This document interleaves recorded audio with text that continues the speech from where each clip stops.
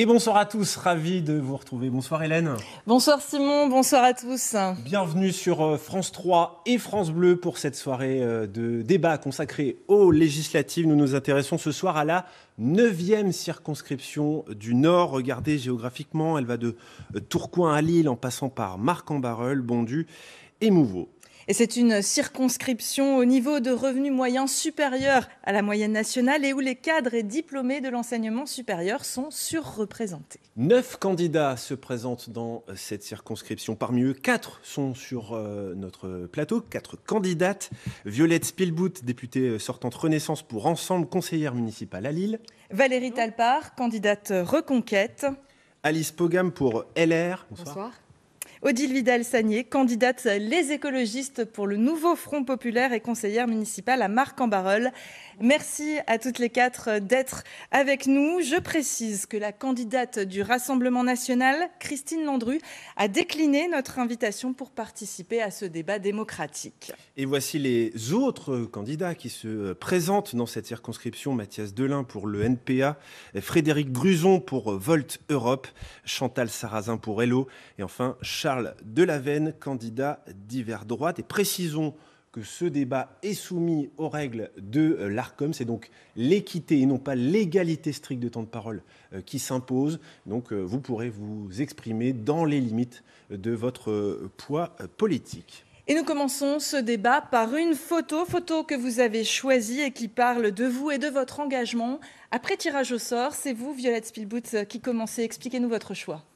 Bien écoutez, on voit ici une photo à Carlide, une entreprise de Mouveau qui fabrique des poches de paracétamol liquide pour les enfants. Et j'y suis aux côtés de Roland Lescure, Gérald Darmanin et des salariés de l'entreprise parce que c'est une entreprise pour laquelle j'ai exercé un rôle de député qui me tenait à cœur, celui de réussir à sauver l'entreprise qui était au bord de la faillite. J'ai été sollicitée par les syndicats et j'ai réuni autour de moi non seulement l'État qui a contribué à la reprise, mais aussi l'ensemble des collectivités territoriales, le maire de Mouveau, la région et tous ceux qui ont permis que le laboratoire Aguettant reprenne l'ensemble des salariés et que l'activité continue encore aujourd'hui. Alice Pogam, racontez-nous ce qu'on voit sur votre photo. Oui, alors c'est un discours qu'a prononcé le général de Gaulle en 1947 à l'hippodrome de Marcq-en-Barœul où il a rassemblé 50 000 personnes, donc c'était quand même conséquent. Il y rappelle évidemment l'importance d'un État fort et respecté. Il souligne aussi le fait que nous devons avoir une unité nationale, une solidarité et une souveraineté pour notre pays, et je pense que c'est important de le rappeler.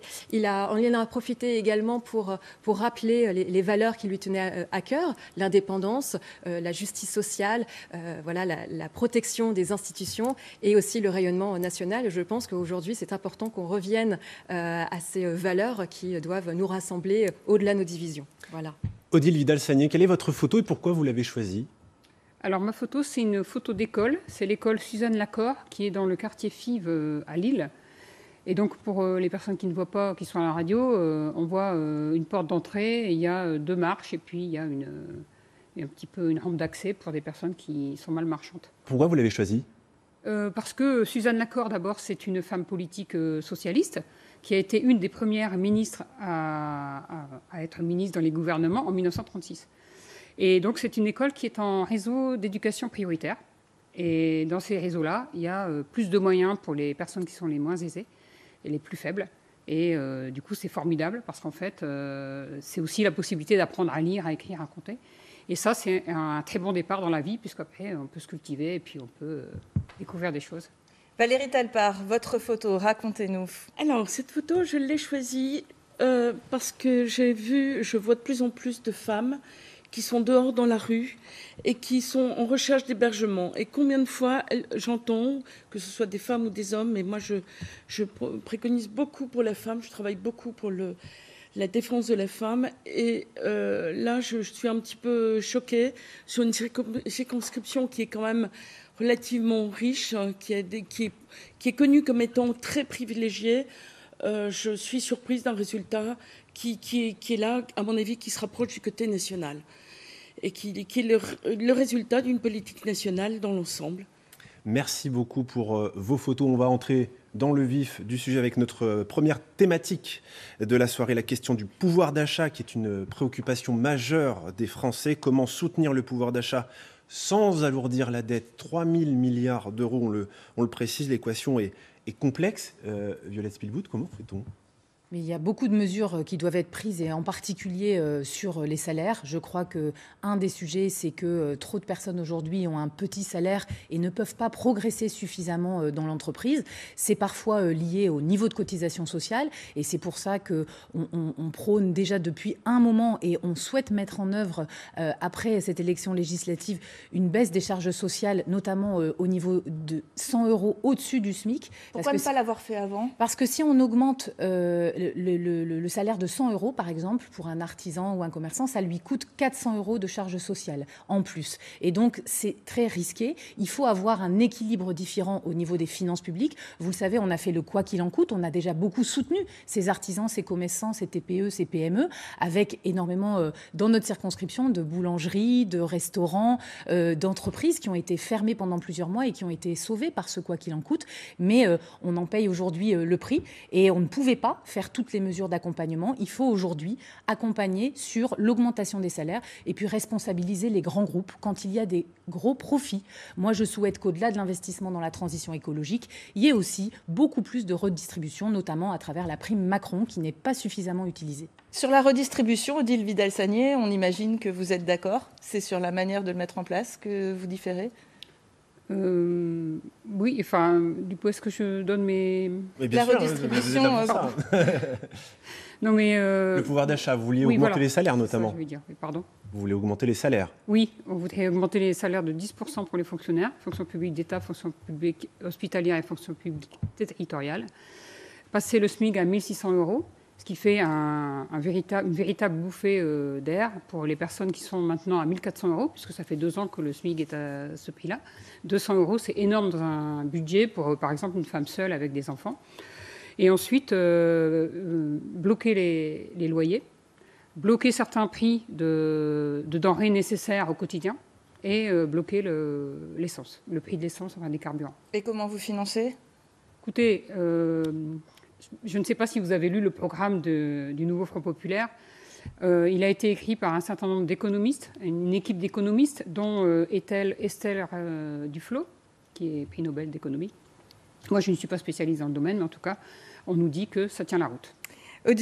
Alice Pogam, selon vous, quelle est la priorité aujourd'hui? Juguler la dette ou améliorer le pouvoir d'achat des Français? Les deux. Les deux. C'est vrai qu'on a une dette énorme puisqu'on a 1 000 milliards de dettes supplémentaires depuis 2017. Il faut l'endiguer. C'est vrai que nous, pour la dette, on propose vraiment un choc de 1 000 milliards de baisse de dépenses publiques, puisque on souhaite travailler sur les fonctionnaires, puisqu'on veut supprimer ou justement fusionner les 42 agences et les 438 opérateurs d'État. On veut également faire des économies sur les dépenses sociales, puisqu'elles représentent 33% de notre richesse nationale. Donc, je ne vais pas vous te les dire, mais je vais vous en parler de certaines, comme le travail sur l'assurance chômage, sur la baisse également des dépenses liées à l'immigration, et également, sur les minimaux sociaux, pour les rassembler, les unifier, pour avoir une seule assurance sociale unique. Voilà. Valérie Talpart, vous avez évoqué justement la pauvreté avec votre photo. Comment vous allez faire justement pour augmenter le pouvoir d'achat et en même temps juguler la dette? Alors, au niveau du pouvoir d'achat, c'est un thème qui est utilisé depuis très très longtemps. Et ce n'est pas d'aujourd'hui. Le pouvoir d'achat, c'est ce qui vous reste quand l'État vous a bien s'est servi, en fait, bien ponctionné. Donc, comment on fait? On crée... Le thème principal, c'est la création d'emplois. Création d'emplois, c'est par les entreprises, tout le domaine d'entreprise. Et il faut absolument réduire tout ce qui est charges. Ça fait longtemps qu'on réclame les charges sociales, donc avec des déductions fiscales pour les entrepreneurs. J'en côtoie quand même beaucoup. Les petites et moyennes entreprises doivent être aidées. À partir d'une création d'emplois, vous avez suppression des charges sociales automatiquement. Il y a déjà une première mise en œuvre. Revenir sur le sujet du financement du programme, parce que c'est là le point faible en fait des deux blocs de l'extrême droite et du Front populaire, NUPES, extrême gauche. C'est des programmes qui sont infinançables. D'un côté, on a 140 milliards de plus à financer avec des promesses fiscales du côté de Jordan Bardella, et puis du côté de la NUPES, malgré les grands économistes qui sont cités, eh bien à chaque fois qu'il y a une mesure, elle sera financée par une hausse d'impôts. Et en réalité, c'est bien le bloc de la majorité républicaine que je représente qui est capable de tenir une promesse de pas d'augmentation d'impôts. Depuis 7 ans, il y a eu la suppression de la taxe d'habitation, la baisse des impôts sur le revenu, et c'est par une baisse d'impôts aussi qu'on arrivera à augmenter le pouvoir d'achat. Donc je crois qu'il faut faire très attention, parce que les autres propositions que celles de ce bloc central, elles ne sont pas sérieuses et elles peuvent même conduire à la ruine pour le pays avec des mesures qui sont réellement infinançables. Donc pas de hausse d'impôts. Pas de hausse d'impôts, ça c'est un engagement qui a été pris par le Premier ministre encore hier en débat. À chaque fois, non seulement on le rappelle, mais aussi on l'a prouvé. On a mis aussi en place, avec Gérald Darmanin, lorsqu'il était ministre des Comptes publics, le prélèvement à la source. Il faut simplifier beaucoup d'aides et il faut aussi passer par le versement automatique des aides sociales qui permettront d'avoir un contrôle sur la fraude aux aides sociales beaucoup plus importante par rapport à la dépense d'argent public. Olivier Vidal-Sanier, ça vous fait réagir, ce que vous venez d'entendre, la fraude sociale, la lutte contre la fraude sociale? Oui, oui, la lutte contre la fraude sociale. Mais je voulais surtout répondre que nous, on a quand même chiffré notre programme et que ce qui en résulte, c'est que si on dépense 25 millions, par exemple, pour différents aménagements, on en récolte 30 millions. Ça a été chiffré. Moi, je ne peux pas vous donner les détails. Je vous dis encore une fois, je ne suis pas dans la finance. La hausse des impôts, en tout cas, vous n'êtes pas contre. Sur les plus hauts salaires. Ça fait partie, effectivement, du programme. Voilà, c'est ça, sur les plus hauts salaires. Dans le programme de la NUPES, il y a quand même, pour quelqu'un qui gagne 2 500 €... C'est le nouveau Front populaire écologique et social. Écologique et social et LFI. Eh bien, il y a quelqu'un qui gagne 2 500 €, qui est une femme seule, elle aura plus de 120 € d'impôts. J'avais entendu 4 000, mais... 4 000 par an.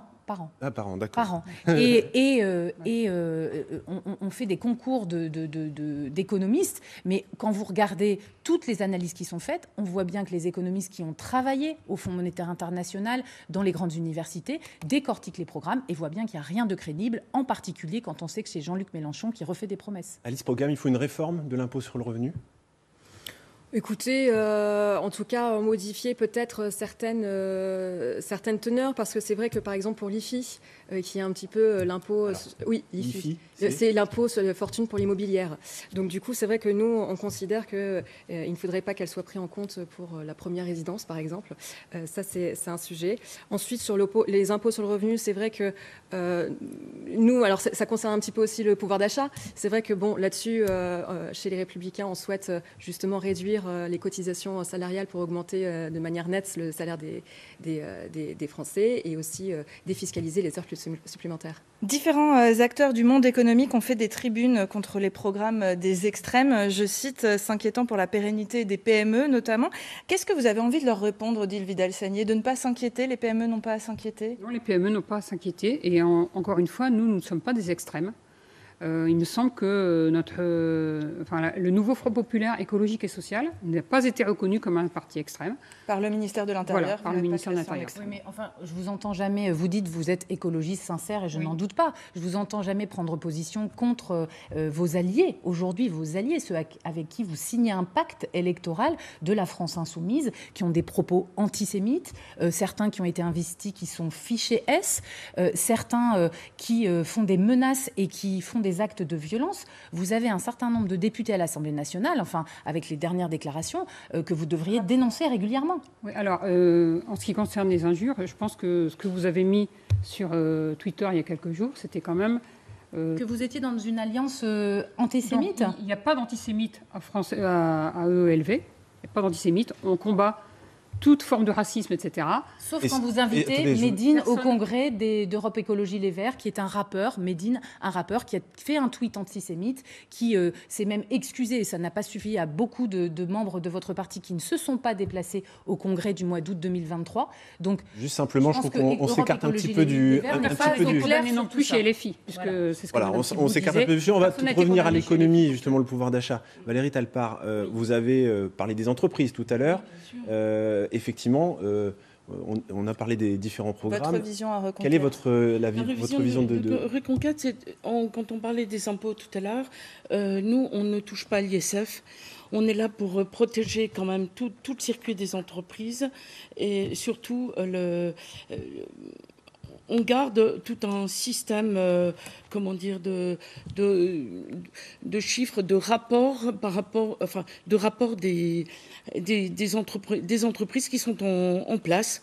On n'est pas reconnu extrême. Moi, je ne me reconnais pas du tout dans l'extrême. Je suis pour le travail, l'entreprise. On passe à une autre thématique très présente dans cette campagne, l'accès aux services publics, notamment à la santé. Quel projet porterez-vous à l'Assemblée en matière de soins si vous êtes élu à l'ISPOGAM? Alors c'est vrai qu'on a un gros problème en France et on partagera tous parce qu'il y a des problèmes de déserts médicaux. Il y a des problèmes aussi de médecins qui n'acceptent plus de patients. Y compris à Marcq-en-Barœul. Y compris à Marcq-en-Barœul. On a également un déficit des hôpitaux, des EHPAD, voilà, et on a un déficit aussi de la sécurité sociale. Donc il y a quelque chose à faire. Alors c'est vrai que nous, on va prioriser les mesures puisqu'on veut vraiment faciliter l'accès aux soins selon le territoire. Et justement, on va étudier les besoins dans chaque territoire pour pouvoir justement adapter les médecins qui seront formés pour pouvoir les amener déjà dans ces territoires perdus un petit peu de la médecine. Et ça prend du temps. Ça prend du temps, c'est de l'investissement, effectivement, puisque ça, ce sont avec les étudiants, ça sera fait avec les nouveaux étudiants de demain là-dessus. Ensuite, c'est vrai, nous avons une autre préoccupation, c'est la pénurie de médicaments, qui est un problème, puisque, je pense qu'on a tous eu le problème où on est allé à la pharmacie. On agit dessus. Exactement. Eh bien, nous, justement, on veut réindustrialiser la France à ce niveau-là pour récupérer cette, on va dire, autonomie de médicaments qui est essentielle pour la santé et, du coup, pallier à cette pénurie et également faire une refonte du financement du système de santé pour justement mettre en cohérence avec les moyens et les objectifs de la santé publique. Violette Silboud, quelle est votre priorité justement en matière de santé, les déserts médicaux, les pénuries de médicaments? Il y en a beaucoup parce qu'effectivement, y compris dans notre métropole lilloise, pour avoir un rendez-vous d'ophtalmo, de gynéco, c'est très long, c'est 6 mois, 7 mois. Et quand il y a une urgence, c'est pas forcément simple. Donc il y a déjà eu beaucoup de travail de fait avec des lois que nous avons votées qui permettent par exemple à des infirmiers ou à des kinésithérapeutes de faire des pratiques sans avoir besoin de repasser par le médecin traitant. Je pense à la vaccination, au renouvellement d'ordonnances aussi, où les pharmaciens peuvent prendre plus d'actes. Il faut que tout ça soit beaucoup plus pratiqué, soit opérationnel dans tous les territoires. Ce n'est pas encore le cas, y compris parce qu'il y a parfois des décrets qui ont été plus lents à mettre en œuvre. Parce que effectivement, c'est long à se mettre en place. Les médicaments aussi, on voit que ça pose toujours problème. Ça commence en tout cas pour les gestes que les infirmières peuvent faire à la place des médecins, de la même façon pour les pharmaciens. Moi, avec mon pharmacien à Fives, j'en discute. Je vois bien qu'ils sont vraiment en soutien de la médecine de ville et de la médecine générale. Et puis, il y a autre chose. Formation. Il faut sur la formation des médecins, il y a aujourd'hui le numerus apertus. Vous savez, on a, il y a quelques années, supprimé le numerus clausus pour permettre qu'il y ait plus de médecins qui se forment. À la fac de Lille, c'est à peu près 400 étudiants de plus chaque année. Mais ça ne suffit pas. Le concours est national. Et moi, je porte, avec Philippe Amouyel, qui est médecin à Marcq-en-Barœul et médecin de santé publique, une proposition qui est de régionaliser les résultats du concours pour que des jeunes médecins qui sont déjà installés à la métropole puissent pratiquer et être en fonction ensuite professionnelle dans leur territoire sans être obligés de partir très loin. Odile Vidal-Sagné, comment améliorer l'accès aux soins pour tous ?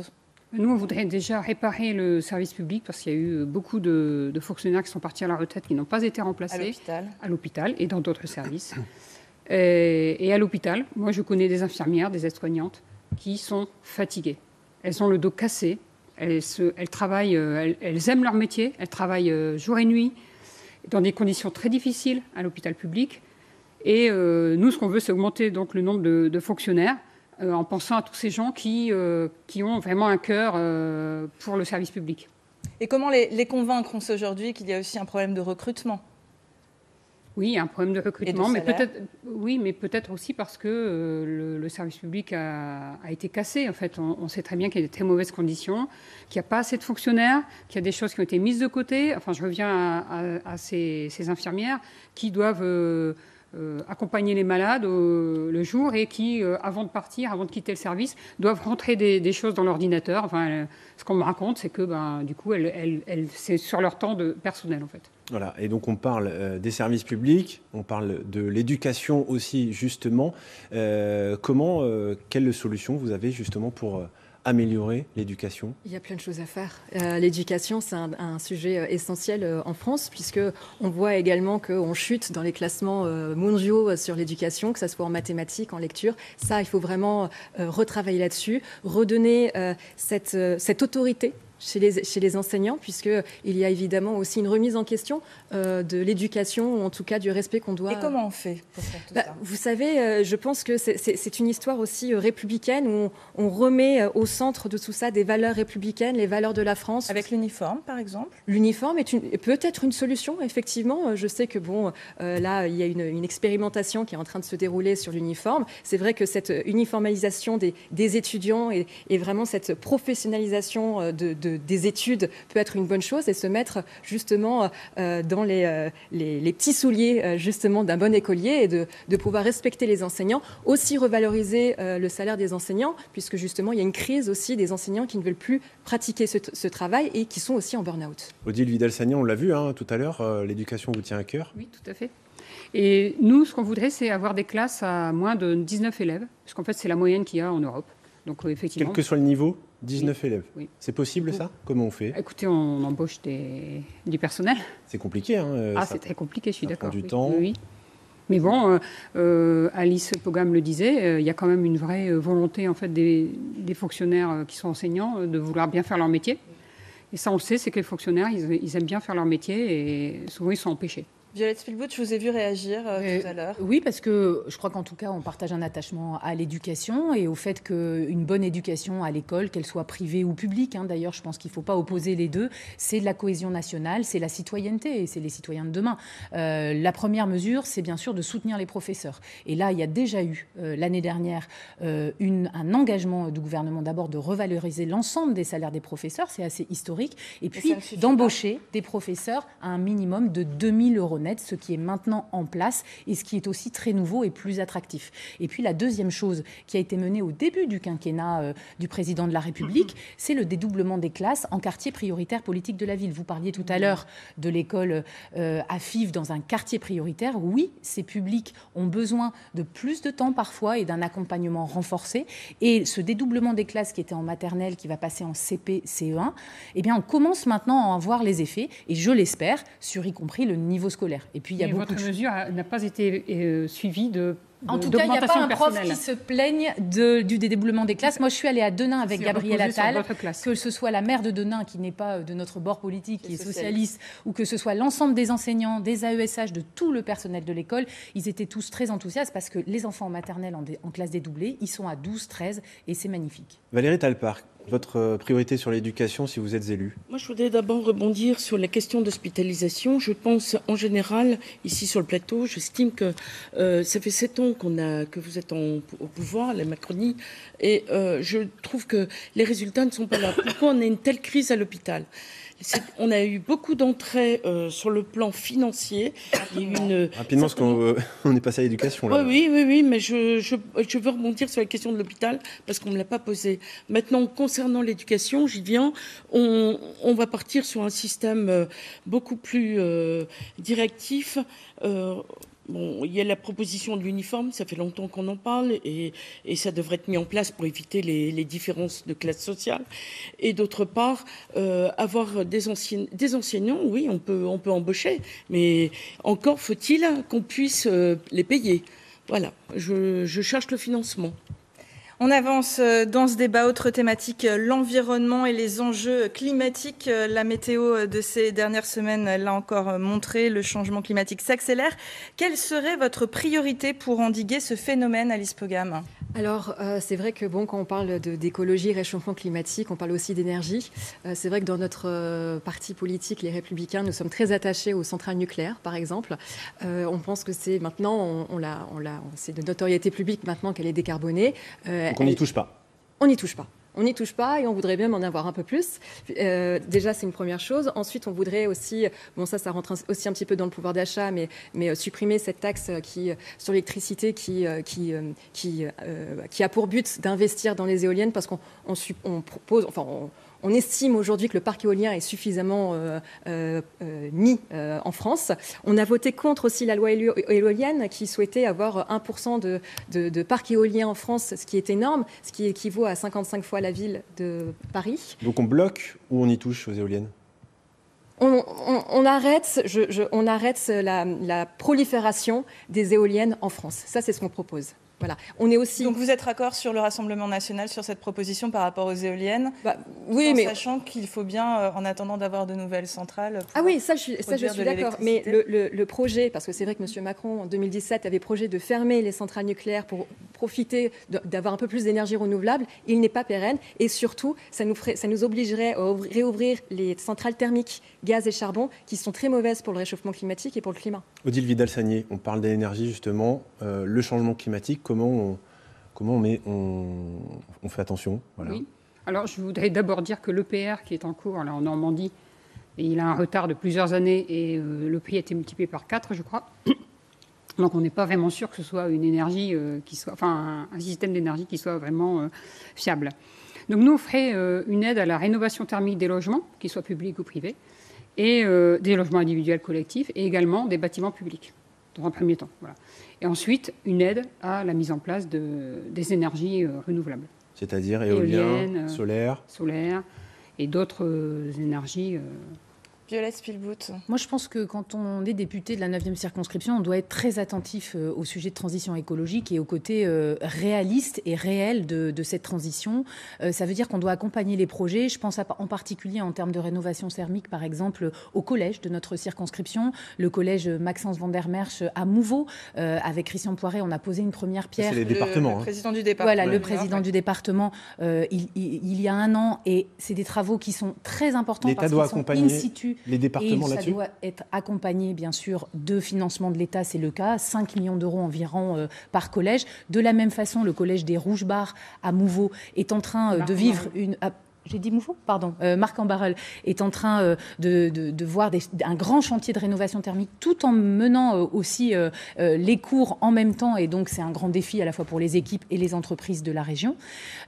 Premier sujet, les bâtiments publics et la rénovation thermique. Deuxième sujet très important dans notre région, c'est la réindustrialisation verte. Bien sûr, on parle souvent de Dunkerque avec les usines de batteries. On parle de toutes les nouvelles entreprises qui s'installent. Mais il y a aussi le SAFRE dans notre... circonscription à Marc-en-Barœul, depuis 170 ans le leader des levures au monde, et ils viennent d'inaugurer une nouvelle centrale de récupération de la chaleur, qu'on appelle la chaleur fatale, pour la réutiliser dans l'ensemble du reste de l'usine, et ça se fait avec une subvention de l'État par l'ADEME, État et Europe, de 5 millions d'euros. Donc là, on voit bien que, en tant que député, accompagner des projets avec les ministères, en partenariat avec les entreprises, les collectivités locales, ça permet de faire de la transition écologique sur le territoire. Odile Vidal-Sagné, ça vous fait réagir ? Oui, parce qu'en fait, la première coupe qu'il y a eu dans le budget du gouvernement, ça a été l'écologie.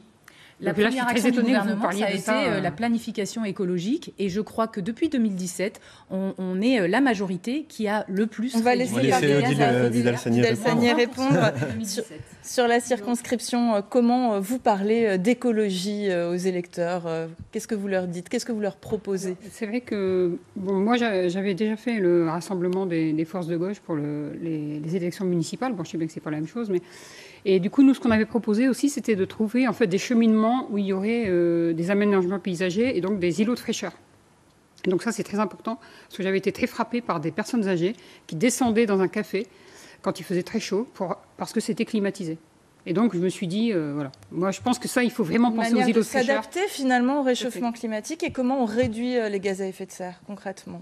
Nous, des choses qui peuvent être faites. Bien sûr. Donc, ce qu'on voudrait, c'est augmenter en fait la part de transport en commun, donc les fiabiliser, donner plus d'horaires, parce qu'en fait pour ceux qui connaissent dans la circonscription, si on prend le tramway le soir, si on veut aller sur l'île et qu'on prend le tramway pour repartir vers Roubaix ou Tourcoing, il y en a très peu le soir. Donc les gens sont peut-être plus, prennent plus leur voiture parce qu'ils se disent j'ai pas envie d'attendre, etc. Et Et donc, on voudrait inciter les gens à prendre les transports en commun. Voilà, donc développer les transports en commun sur la métropole et la circonscription. Valérie Talpart, quelle place dans votre programme pour l'écologie ? À l'écologie, nous, on maintient le nucléaire et on tient à le développer. C'est une force indispensable pour l'avenir.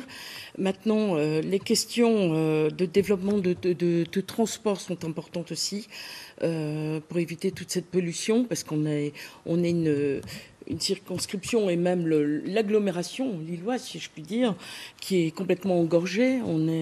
Donc on essaye de trouver des solutions sur ces questions-là. Il faut un développement de transport. Moi, j'étais dans une campagne dans le Péval récemment. Bon, ça n'a pas lieu avec la circonscription, mais il manque de bus. Donc ça veut bien dire qu'il faut un développement de bus.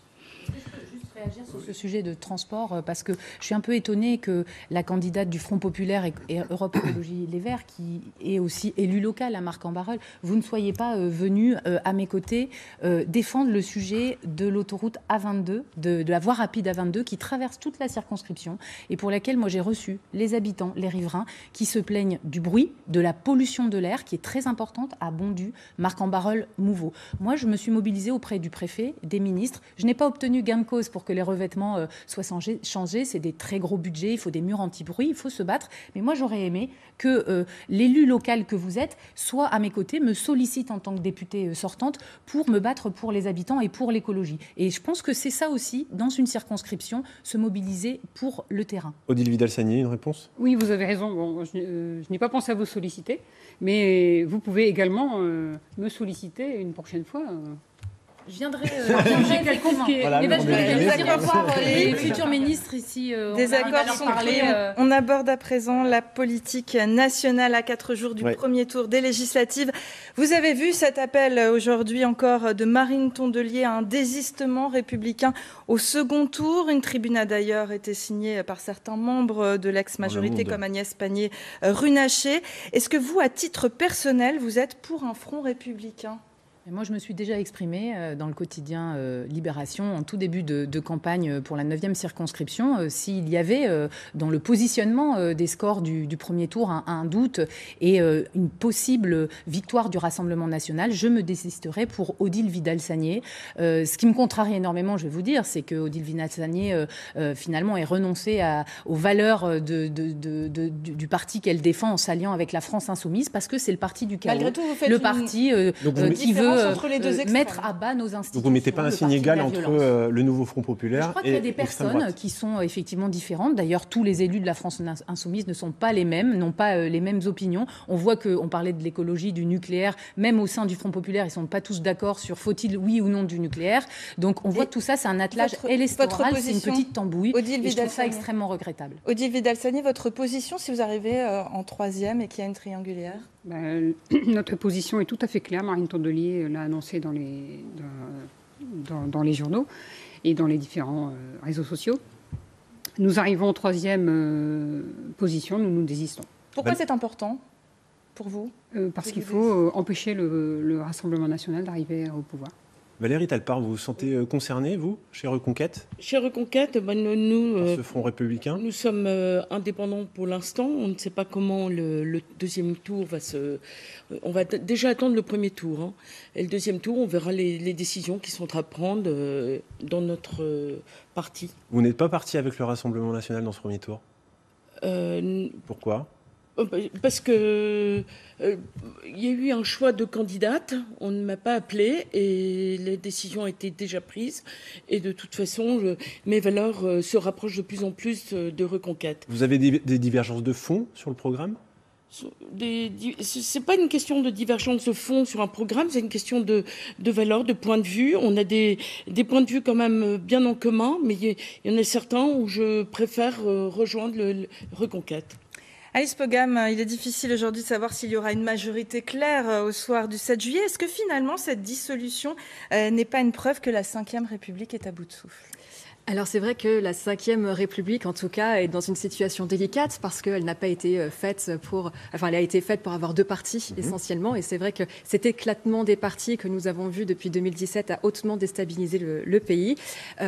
C'était aussi quand même, en étant président de la République, de garantir l'unité et la stabilité de ce pays. Ça en était sa responsabilité. Elle a aussi été mise à mal avec les 49.3 et le Conseil d'État qui a intervenu lors de notre loi d'immigration puisqu'on avait ajouté des amendements, et je le regrette, ça met quand même à mal la confiance des Français envers cela. Et j'en profite, si vous me le permettez, de proposer justement un conseil de circonscription, justement pour regagner cette confiance avec les électeurs. Et votre parti aussi a été mis à mal. On a vu encore ce matin Aurélien Pradié quitter LR en disant que le parti était mort. Alors, je ne partage pas son avis. Alors, M. Pradié a fait les choix qu'il a envie de prendre. C'est un homme libre. En tout cas, si vous avez envie d'en savoir plus, appelez-le. Mais en tout cas, je ne peux pas parler pour lui. Et à titre personnel, vous désisterez en faveur de Violette Spilbout face au RN ? Eh bien, écoutez, moi, je compte être au second tour. Donc, déjà, on parle du premier tour et on en reparlera ensuite lors du second tour. Voilà, vous ne voulez pas donner la réponse ce soir. Mais c'est pas ça, c'est que je suis convaincue que je serai au second tour. Donc pour moi, la question ne se pose pas. LR est quand même arrivé en 5e position. Moi, je vous le dis, j'ai tendu la main sur la circonscription pour que nous soyons ensemble pour un front républicain face aux extrêmes, à l'extrême droite et à l'extrême gauche. Je regrette que ça ne soit pas le cas. Et j'espère qu'après cette élection, puisque vous vous engagez ici pour la première fois dans la circonscription, nous pourrons continuer et faire un travail ensemble, parce que moi, que ce soit les personnes de gauche qui n'adhèrent pas à cette alliance avec LFI ou les personnes de droite qui ne sont pas parties avec Éric Ciotti, si c'était bien clair de votre côté, eh bien je crois qu'on doit se rassembler et s'unir face à ce que la France est en train de vivre aujourd'hui. Odile Vidal-Sagné, les institutions, est-ce qu'il faut revoir la Ve République tout simplement? C'est la proposition de vos partenaires de chez LFI? Écoutez, Alice Pogam en a un petit peu parlé. C'est vrai que la Ve République arrive un petit peu à bout de souffle. On se rend compte qu'on est en plus confronté à un président de la République qui gère un peu tout seul, qui nous met un calendrier très serré pour des nouvelles élections législatives le soir des élections européennes sans avoir eu même le résultat complet. On a là peut-être un nouveau gouvernement avant les JO, c'est quand même invraisemblable. S'il n'y a pas de majorité absolue, on va très certainement devoir faire une coalition. Est-ce que ça vous semble possible? Est-ce qu'un gouvernement de coalition peut fonctionner aujourd'hui? Actuellement, ça ne fonctionne pas tellement. Hein. Il y a différents partis, il n'y a pas vraiment de majorité. Après, si on met des gens, si on fait des discussions, si on en discute tous, peut-être qu'on peut arriver à quelque chose. Valérie Talpart, est-ce que Reconquête pourrait participer à un gouvernement avec le Rassemblement national ? Je pense qu'on a des valeurs. Vous parlez toujours des extrêmes, mais moi, je ne me sens pas du tout dans l'extrêne droite. Mais pas du tout. Vous êtes classé comme tel au ministère de l'Intérieur. Oui, bien sûr. Mais ça, c'est un classement qui est donné par un gouvernement. Je ne vois pas... Nous, on n'a pas de notion de racisme. Et sur ce gouvernement avec Marine Le Pen et Jordan Bardella, ce serait possible pour Reconquête? Pour Reconquête, tout dépend des accords s'ils donnent des propositions. Nous, on attend leurs propositions. On ne sait rien. Vous ne suivez pas, en tout cas pour l'instant, la ligne de Marion Maréchal? Non, pour l'instant, je suis toujours chez Reconquête. Mais je reviens un petit peu sur les alliances. Ça me fait un peu peur de vous entendre là sur le deuxième tour. Vous dites, vous reportez sur la gauche, Violette. Je suis désolée, mais... je sais pas, vous avez une ligne macroniste, et puis d'un seul coup, il faut se reporter. Une ligne du Front républicain aujourd'hui, et je crois que beaucoup de Français que l'on rencontre sur les marchés, en particulier dans notre 9e circonscription, savent à quel point le moment est historique en France et il faut faire le bon choix. Alice Pogam, vous soutiendriez un gouvernement LR-RN? Ah non. Non, tout simplement parce qu'on a été clair là-dessus. On refuse totalement la démarche de M. Ciotti, si c'est ça à laquelle vous faites référence, puisque nous partageons absolument pas ces valeurs républicaines-là. C'est vrai qu'il y a eu des personnalités comme qui me soutiennent d'ailleurs, Xavier Bertrand, François-Xavier Bellamy et Bruno Retailleau, qui ont été très fermes et clairs à ce sujet. Nous ne souhaitons pas faire une alliance avec le RN. Une question rapide, réponse rapide. Concrètement, est-ce que vous craignez les résultats du 30 juin au soir, Violette Spilbout? Je suis inquiète parce que autour de moi, y compris sur la 9e circonscription, je pense que le risque est réel. On a un score du Rassemblement national qui a doublé entre les dernières élections et aujourd'hui aux européennes, ici dans la 9e circonscription, à Marcq-en-Barœul, Bondy, Mouveau, moins à Lille et Tourcoing, c'est vrai. Mais quand on arrive à 20%, eh bien, on peut s'inquiéter de ce mouvement populiste ou bien sûr de la colère qu'on doit entendre et la façon dont on doit changer la façon de faire de la politique après le 7 juillet. Donc nous, ça nous impose beaucoup d'humilité sur ce qui se passera après. Si nous arrivons, et moi je le souhaite, à faire une coalition, comme j'ai pu travailler en mode transpartisan pendant ces 2 années à l'Assemblée, eh bien je pense qu'on pourra faire front et être meilleur pour les habitants, parce qu'il y en a beaucoup qui nous expriment leur Odile colère. Vidal-Sagné, vous êtes inquiète ? Oui, je suis inquiète. Ça a été un vrai choc brutal le soir des Européennes. On s'est dit, mais qu'est-ce qui s'est passé en France ? Et puis quand on rencontre des gens sur les marchés, là, que ce soit à Mouveau, Bondy, Lille ou Marcq-en-Barœul, et Tourcoing également, c'est que on se rend compte que les gens nous disent, on n'a jamais essayé le RN, pourquoi on n'essaierait pas ? Alice Pogam, rapidement. Ça vous inquiète ? Évidemment, je suis inquiète. C'est vrai que le RN, par exemple, a une certaine... est une menace, on peut le dire. Pourquoi ? Parce que tout simplement, les Français sont en colère. Ils sont en colère parce qu'ils sont aussi très stressés par le climat actuel des choses. C'est vrai qu'il y a eu, on va dire, un terreau qui a été alimenté pour augmenter justement les 2 extrêmes par Emmanuel Macron. On ne peut pas être pyromane et pompier en même temps. Et il faut justement faire en sorte de montrer qu'il y a aussi une alternative. Et nous sommes là pour ça. Valérie Talpa, rapidement. Moi, je ne comprends pas cette inquiétude parce qu'on peut... Il n'y a pas de raison d'être inquiet. Depuis 30 ans, plus de 30 ans que je côtoie le monde politique, je constate que la France est en péril complet et peut-être qu'il y a une inquiétude. Et l'inquiétude, elle se montre par le vote du Rassemblement national. Voilà, c'est la fin de ce débat. Nous passons à votre carte blanche. Un chrono de 45 secondes va s'afficher. C'est le temps que vous aurez pour nous expliquer pourquoi voter pour vous après tirage au sort. C'est vous qui commencez, Violette Spilbout. Eh bien, je suis Violette Spilbout, donc députée depuis 2 ans à votre service, au travail, dans la 9e circonscription du Nord, dans ces 5 communes. Et je suis très engagée avec des valeurs chevillées au corps, la valeur travail, l'effort, la reconnaissance aussi de ceux qui travaillent et le respect, la considération pour tous ceux qui s'expriment, mais aussi pour mes opposants en politique, avec une volonté de pouvoir travailler ensemble.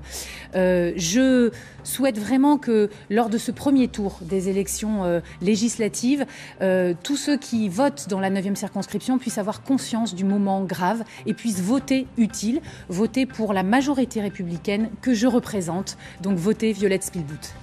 Alice Pogam, pourquoi voter pour vous ? Du coup, je représente la droite républicaine avec un projet fort et ambitieux. C'est vrai que les élections sont le 30 juin et il faut profiter de cette élection pour justement prendre l'opportunité de transformer le pays. Ensemble, nous pouvons justement libérer le travail de la pression fiscale et de revenir à une France où justement règne la justice et la sécurité. Il ne faut pas évidemment être séduit par les sirènes du populisme ni d'Emmanuel Macron. Nous sommes là, les LR sont là, ils sont prêts pour redresser le pays, pour protéger nos libertés et justement pour restaurer l'ordre. Et c'est pour ça que je me présente sous la l'égide des LR. Merci beaucoup. Odile Vidal-Sagné, pareil. 45 secondes, c'est parti. Je suis une femme de terrain et je m'engage avec des valeurs fortes de manière cohérente auprès du collectif. Donc depuis les élections européennes, j'ai rencontré beaucoup de personnes qui sont très inquiètes de la brutalité des événements qui se sont passés et qui sont très inquiets pour l'avenir. Autour de moi, il y a eu vraiment un grand enthousiasme, beaucoup de personnes qui m'ont rejointe et qui viennent tracter avec nous, faire du porte-à-porte, qui sont très enthousiastes, et des personnes qui n'ont jamais tracté avant. Et tout cela me donne la force et je me dis que je suis prête à porter les valeurs sociales, écologiques et démocratiques à l'Assemblée nationale. Vous aviez même encore quelques secondes. Valérie Talpart, 45 secondes pour convaincre. Oui, 45 pour dire que, en fait, il n'y a pas de crainte à avoir. Nous allons prendre tout doucement la place parce que le résultat n'est pas bon depuis des années. Les gens n'ont pas besoin d'avoir peur. On va les suivre et puis allons-y. Il n'y a pas de voter Reconquête. Vous avez encore une vingtaine de secondes. 25 Vous n'avez pas secondes. encore des choses à dire? J'ai fait le tour de la question. Je pense que ça va être vite décidé. Les personnes sont inquiètes du virement d'Emmanuel Macron qui nous a d'un seul coup nous a mis le feu, comme me disait ma compagne Alice. Il a été trop vite. Et c'est fini. Merci, voilà. Merci beaucoup. Merci à toutes les quatre d'avoir accepté de participer à ce débat. Évidemment, on vous donne rendez-vous dimanche soir pour suivre attentivement les résultats de ce premier tour des élections législatives à suivre évidemment sur nos 2 antennes. D'ici là, continuez à vous informer, continuez aussi à suivre ces élections pour voter en conscience. Merci beaucoup Hélène. Merci Simon. Voilà, et on se dit à très vite. Très belle soirée et on se donne rendez-vous dimanche.